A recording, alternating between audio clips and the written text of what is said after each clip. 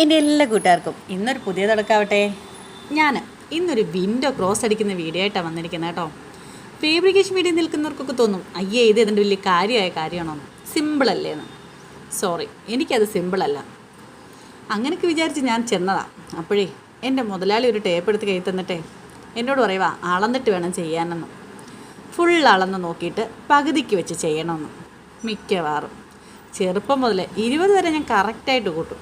അത് കഴിഞ്ഞാൽ പിന്നെ വിരലില്ലാത്തതുകൊണ്ട് ഞാൻ കൂട്ടാറേ ഇല്ലായിരുന്നു.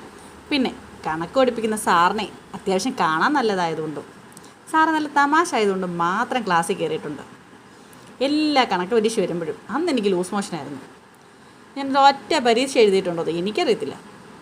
ലൂസ് മോഷനാണെന്ന് പറഞ്ഞാൽ മാത്രം വീട്ടിൽ നിന്ന് അടി കിട്ടത്തില്ലായിരുന്നു. ബാക്കി എന്ത് കള്ളത്തരം പറഞ്ഞാലും CID മാരായിട്ടുള്ള സഹോദരങ്ങളെ കള്ളത്തരം പൊക്കിയിരിക്കും. നല്ല കീച്ച് വെച്ച് തിരിയിപ്പിക്കുകയും ചെയ്യുമായിരുന്നു. എന്തായാലും വേറെ രക്ഷയില്ല. കണക്ക് നോക്കി ക്രോസ് വെക്കാമെന്നേറ്റ് ടേപ്പ് എടുത്ത് കണക്ക് നോക്കി കേട്ടോ. എന്നിട്ട് റിബറ്റ് അടിച്ചു കൊടുത്തു. മുതലാളി എത്തിയിട്ട് ടേപ്പ് വെച്ച് അളന്ന് നോക്കാനും തുടങ്ങി. നോക്കിയപ്പോൾ കറക്റ്റായിട്ട് ഞാൻ അളന്ന് കൊടുത്തിട്ടുണ്ട്. അതിന് സ്പെഷ്യലായിട്ട് എനിക്കൊരു ഷെയ്ക്ക് ഹാൻഡ് തന്നു കേട്ടോ. പിന്നെ ഇവിടെ സ്ഥിരമായിട്ട് നിന്നോന്നൊരു ഡയലോഗും ഏതാണ്ട് വലിയൊരു കൊടുമുടിയൊരു സന്തോഷമൊക്കെ എനിക്ക് കിട്ടി. സത്യത്തിലേ ഇപ്പോഴൊരു കാര്യം മനസ്സിലായി, സാറിനെ മാത്രം നോക്കിയിരിക്കാതെ ഇടയ്ക്ക് പുസ്തകത്തിലൂടെ നോക്കിയായിരുന്നെങ്കിൽ ഒരുപക്ഷെ നല്ല മാർക്ക് കിട്ടിപ്പോയേനെ. എന്ത് ചെയ്യാം. അങ്ങനെ കുറേ ഡോറുകൾ ഞാൻ റെഡിയാക്കി കൊടുത്തു കേട്ടോ.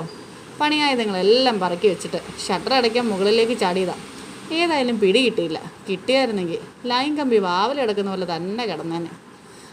ഇനി ഒരു കുപ്പി വെള്ളം കുടിക്കാമെന്ന് വിചാരിച്ചു. എക്സ്റേമിയാണ് കേട്ടോ കുടിക്കുന്നത്, ആരും കണ്ടിട്ട് ഞെട്ടണ്ട. സത്യമായിട്ട് ഇത് വഴി കിടന്ന് കിട്ടിയ കുപ്പി കഴുകി വെള്ളം നിറച്ച് ഫ്രിഡ്ജിൽ വെച്ചത് മാത്രം കേട്ടോ. അപ്പോൾ എല്ലാവരോടും എപ്പോഴും പറയാറുള്ള പോലെ എൻ്റെ തെറ്റുകളും എൻ്റെ കുറ്റങ്ങളും എല്ലാം നിങ്ങളുടെ അഭിപ്രായങ്ങളും എല്ലാം അറിയിച്ച് എൻ്റെ കൂടെ കട്ടയ്ക്ക് കൂടണേ. Thank you.